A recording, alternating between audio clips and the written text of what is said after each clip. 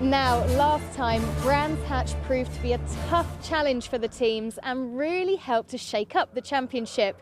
Here's Jack Nichols to keep us up to date. The Brands Hatch Grand Prix circuit can be a daunting prospect for any driver to race on, and it certainly didn't disappoint in the F4 races.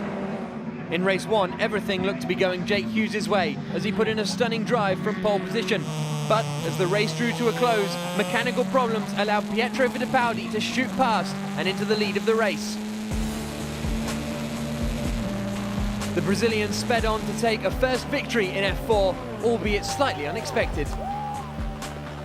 I'm really pleased. I'd say the truth, I wasn't expecting this, but it was a great experience for me, so I'm really happy. Race 2 was just as close, and the Grand Prix circuit showed how tough a challenge it can be.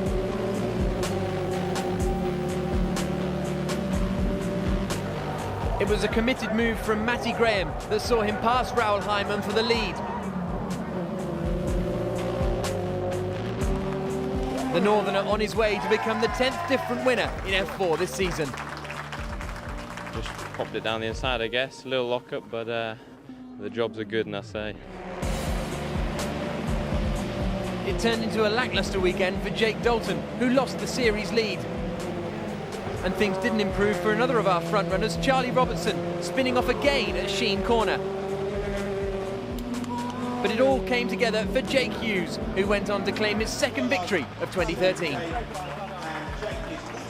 After the first 2 laps, when I look back and I seem to have about a 3.5 second gap, and I don't really know what happened, but I'll take that any day.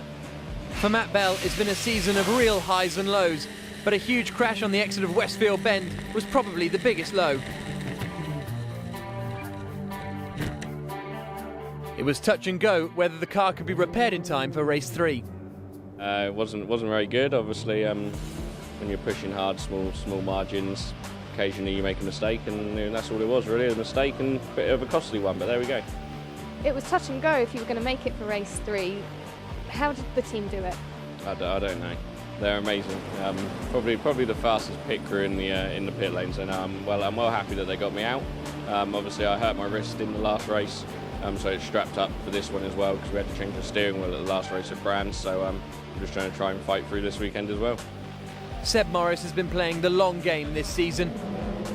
The ex-Ginetta Juniors champion hasn't won a race this year, but is up in second position in the championship. I didn't realise we'd be quite so far off the pace all the way through the year.